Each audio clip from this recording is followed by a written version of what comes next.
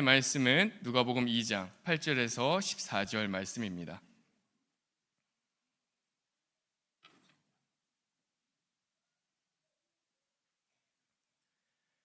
그 지역의 목자들이 밤에 밖에서 자기 양떼를 지키더니 주의 사자가 곁에 서고 주의 영광이 그들을 두루 비침에 크게 무서워하는지라. 천사가 이르되 무서워하지 말라. 보라, 내가 온 백성에게 미칠 큰 기쁨의 좋은 소식을 너희에게 전하노라. 오늘 다윗의 동네에 너희를 위하여 구주가 나셨으니 곧 그리스도 주시니라.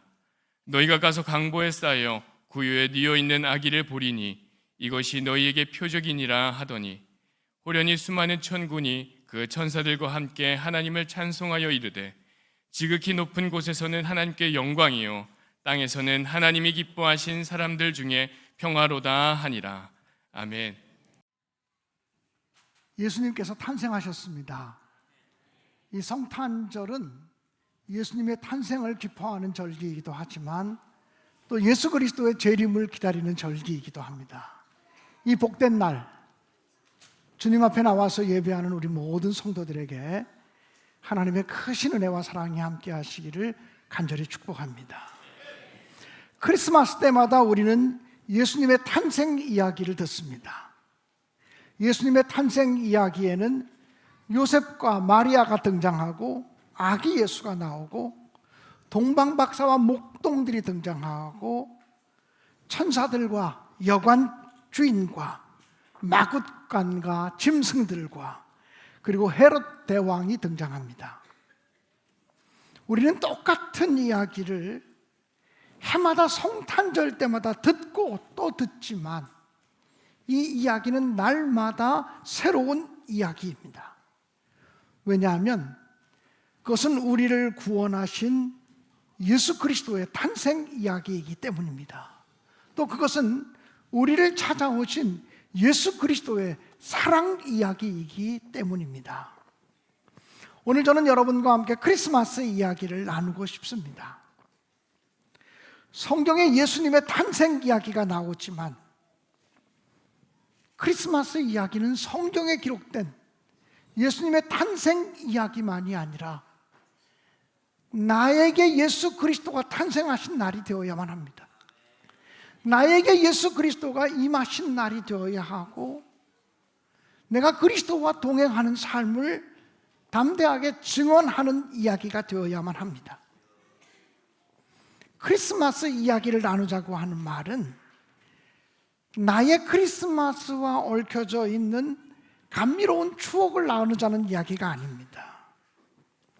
예수님께서 저와 여러분의 마음속에 임하셨던 그 순간의 이야기, 진정으로 말하면 나의 성탄 이야기를 우리가 나누어야 된다라고 하는 이야기입니다.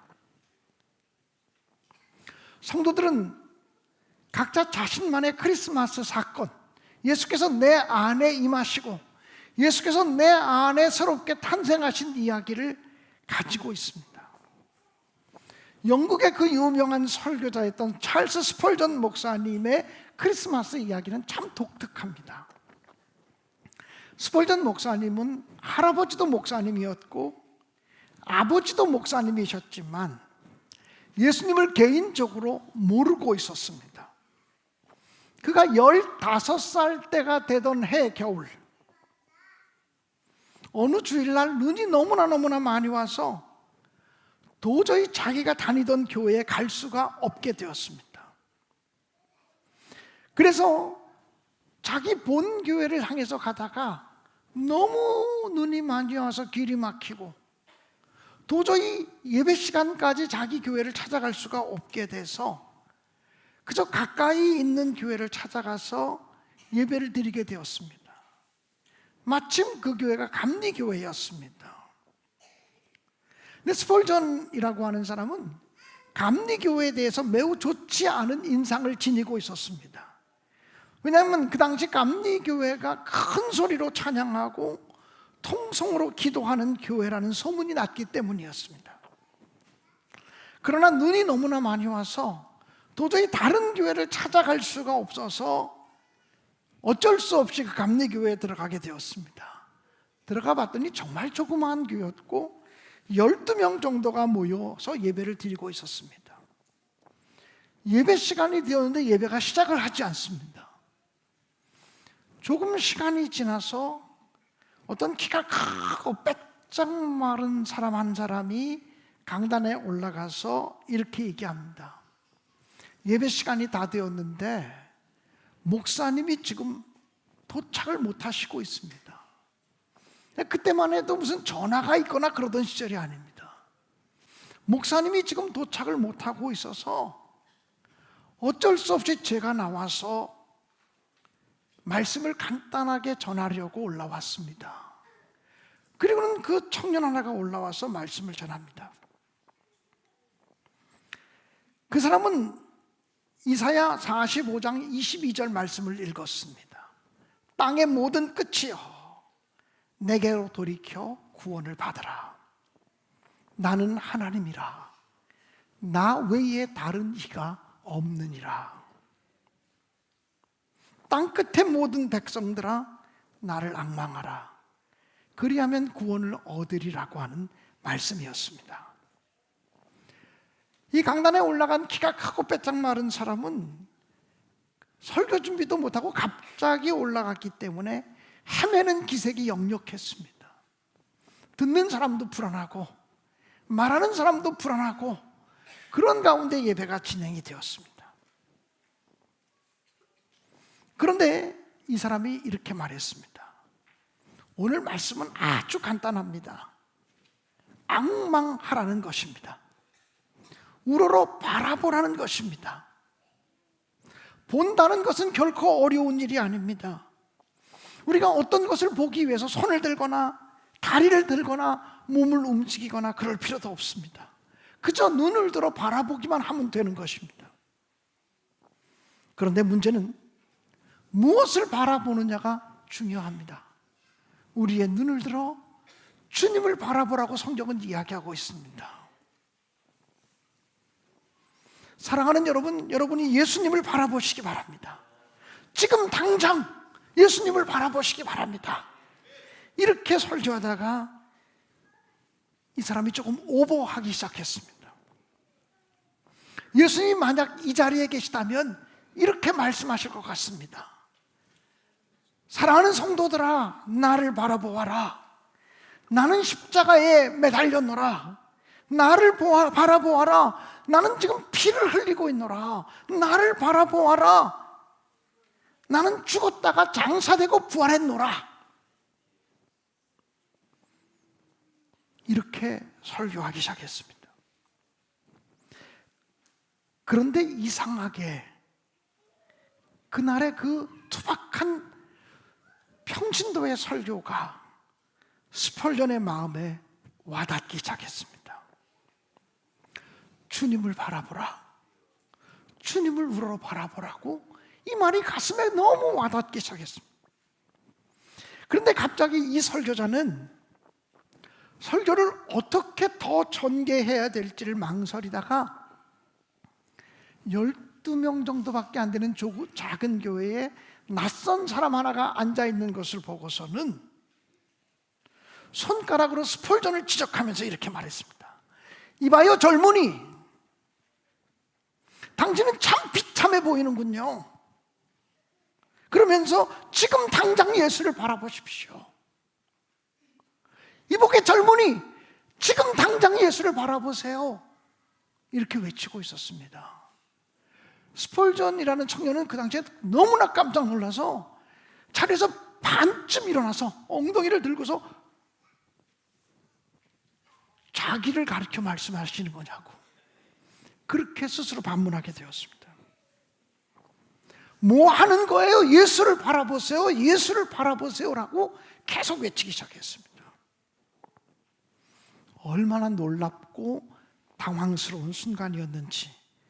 스펄전은 그 순간 예수를 보는 눈이 열려지게 되었다고 그렇게 고백을 했습니다. 그 순간에 아주 그렇게 어떻게 보면 무례하기도 하고 당황하기도 하고 하는 그 순간에 예수를 바라보는 눈이 띄어지게 되었다고 그렇게 고백을 했습니다. 단번에 구원의 주님을 바라보게 되었다고 고백을 했습니다. 그 순간 어둠은 물러갔고 밝음이 자기에게 찾아왔다고 스펄전은 후에 많이 간증했습니다. 자기가 앉은 자리에 봄이 온 것처럼 푸근함을 느꼈고 거기 있는 감리교 형제들과 함께 소리치고 싶었다고, 나는 용서받았다고, 나는 구원받았다고 소리치고 싶었다고 이야기했습니다. 이것이 위대한 설교가였던 스펄전 목사님의 크리스마스 이야기, 스펄전 목사님의 성탄 이야기라고 말할 수 있습니다. 조지 메이슨이라고 하는 사람의 크리스마스 이야기도 특별합니다. 어느 해 크리스마스 이브에 그는 사무실에서 혼자 남아서 밀린 업무를 처리하고 있었습니다. 서둘러 일을 마치고 퇴근하려고 하다가 대형 금고에 들어갔다가 실수로 문이 닫히는 바람에 그 금고 안에 갇히게 되었습니다. 그는 크리스마스 연휴를 금고에 갇혀서 지냈습니다. 사람들은 그 사실도 모르고 휴가가 다 끝나고 출근한 후에 금고를 열어보고서 깜짝 놀랐습니다. 그런데 조지 메이슨은 자기가 커다란 금고에 며칠 동안 갇혀 있었다는 사실보다 더 충격받은 것은 그 누구도 자기의 부재를 알아주지 못했다는 거예요. 메이슨이 어디 갔지? 메이슨이 어디 갔지? 메이슨이 왜 안 보이지? 자기의 존재를 신경 써주고 알아주는 사람이 한 사람도 없었다고 하는 사실에 더 큰 충격을 받았습니다. 내 인생이 이렇게 보잘것없는 인생이었구나. 내가 이렇게 모든 사람들에게 환영받는 인생이 아니었구나라고 하는 사실을 생각하게 되었습니다. 이제부터는 내가 나를 위해 살지 말고 내가 남을 위해 살아야겠구나라고 하는 결단을 하게 되는 순간이었습니다. 자신의 삶에 근본적인 문제가 있다고 하는 사실을 발견하는 순간이었다고 고백을 했습니다. 내가 어떻게 새로운 삶을 살까? 그는 어릴 때 다니고 오랫동안 다니지 않았던 교회를 다시 가기로 결정했습니다. 그리고 예수님과의 관계를 새롭게 설정하기 시작했습니다.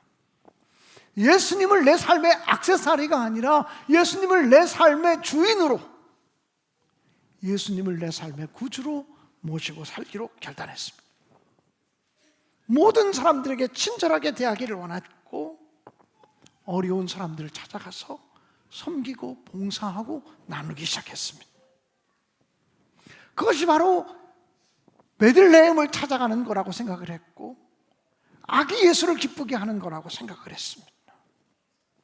그리고 그는 날마다 변화되어지는 자신의 삶 속에서 주님과 동행하면서 참다운 행복을 발견했다고 고백을 했습니다. 사랑하는 여러분, 여러분에게는 어떤 성탄절 이야기가 있습니까? 입을 열어서 내가 만난 예수 그리스도에 대해서 얘기할 수 있는 어떤 이야기거리가 있습니까? 사도 바울은 고린도 후서 13장 5절에서 이렇게 말합니다. 너희가 믿음 안에 있는가? 너희 자신을 시험하고 너희 자신을 확증하라. 예수 그리스도께서 너희 안에 계신 줄을 너희가 스스로 알지 못하느냐? 그렇지 않으면 너희가 버림받은 자니라. 사랑하는 여러분, 2025년에 크리스마스 성탄절을 맞이했다라고 하는 것보다 더 중요한 것은 지금 내 안에 예수 그리스도가 살아계신가? 라고 하는 문제입니다. 내 안에 지금 예수 그리스도가 탄생하셨는가? 라는 문제입니다. 예수님이 자기 안에 계심을 아는 기준은 자기가 정말 예수를 구주로 고백하고 있는지를 확인하는 것입니다. 예수께서 나를 대신해서 십자가에 죽어졌음이 믿어지고 속죄함, 죄사함의 확신이 있는 사람은 예수께서 이미 그 안에 살아계신 사람인 것입니다. 나 자신의 성탄절, 나 자신의 크리스마스란 바로 그 믿음이 생겨진 첫 순간을 나의 크리스마스 이야기라고 이야기할 수 있는 것입니다. 사랑하는 여러분, 여러분에게는 크리스마스 이야기가 있습니까? 이것이 분명한 사람입니까? 크리스마스 이야기를 하려고 하면 십자가의 복음을 나에게 전해준 사람의 이야기가 나오게 되어 있습니다. 물론 나에게 십자가의 복음을 전해준 사람의 이름이 기억나지 않을 수도 있습니다. 그저 텔레비전 설교를 듣다가 예수 그리스도가 깨달아졌을 수도 있습니다. 라디오에서 설교 말씀을 듣다가 그 말씀이 내 가슴을 변화시키는 순간이 되었을 수도 있습니다. 한 장의 전도지를 보며 내 삶이 변화되었을 수도 있습니다. 친절하고 집요한 어떤 사람의 초청을 통해서 내가 예수 그리스도를 만나게 되었을 수도 있습니다. 그 사람의 이름이 기억나지 않아도 누군가 나에게 복음을 전해준 사람이 있습니다. 복음을 전해주지 않았는데 예수를 믿는 사람은 아무도 없습니다. 크리스마스 이야기에게는 그래서 복음을 전해준 사람의 이야기가 나오게 되어져 있고, 속죄의 확신, 죄사함의 확신을 가진 순간이 나오게 되어져 있습니다.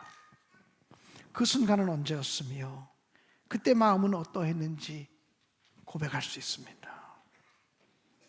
그리고 우리의 크리스마스 이야기 속에는 우리가 누리는 속죄함의 확신과 자녀됨의 확신과 그리고 기도 응답에 대한 확신과 성령의 인도하심에 대한 확신이 숨어져 있습니다. 자신의 크리스마스 이야기가 분명한 사람이 진정한 믿음의 사람이고 그 사람만이 전도할 수 있습니다. 크리스마스 이야기가 분명한 사람은 고난이 와도 환난이 와도 역경이 와도 예수 그리스도의 이름으로 이겨낼 수 있고 승리할 수 있습니다. 로마서 8장 28절에 보면 우리가 알거니와 하나님을 사랑하는 자 곧 그 뜻대로 부르심을 입은 사람들에게는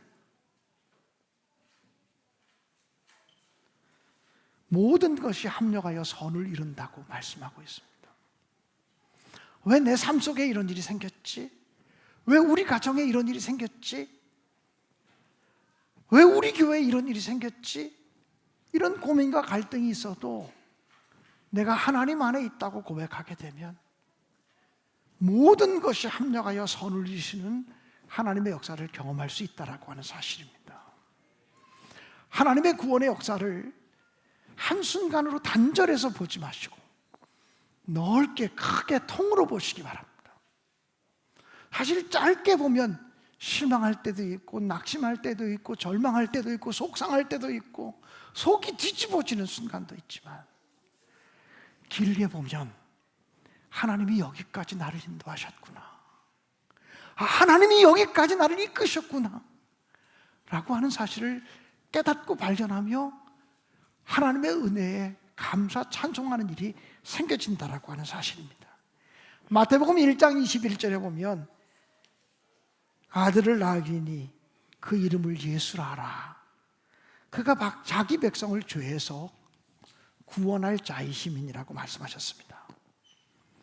세상에 많은 사람들이 살지만 이 땅에 하나님의 백성이 있다는 것입니다. 그래서 성경은 자기 백성이라는 표현을 씁니다. 이 세상에 참 많은 사람이 있지만 하나님의 백성들이 있습니다. 간절히 소망하고 원하기는 이곳에 모여서 함께 예배하는 여러분들이 하나님이 보실 때 너희는 내 백성이다 이렇게 인정해 주시는 하나님의 나라, 하나님의 백성, 하나님의 거룩한 제사장, 왕 같은 제사장들이 되시기를 주님의 이름으로 간절히 축원합니다. 성탄의 소식은 우리만 간직하고 있기에는 너무나 가슴 벅찬 소식입니다. 그래서 온 백성에게 미칠 큰 기쁨의 좋은 소식이라고 말했습니다. 예수 그리스도의 탄생하심이 예수님을 알지 못하는 사람들에게까지도 미쳐지는 정말 큰 기쁨의 좋은 소식이요, 하늘의 영광을 드러내는 소식이요, 땅에 있는 모든 사람들에게는 평화를 가져다 주는, 평화를 약속하는 그런 기쁨의 소식이 되어질 수 있기를 주님의 이름으로 간절히 축원합니다. 오늘 여러분에게 하나님께는 영광, 땅에는 평화, 이렇게 고백할 수 있는 놀라운 예배의 자리가 되어지기를 주님의 이름으로 간절히 축원합니다.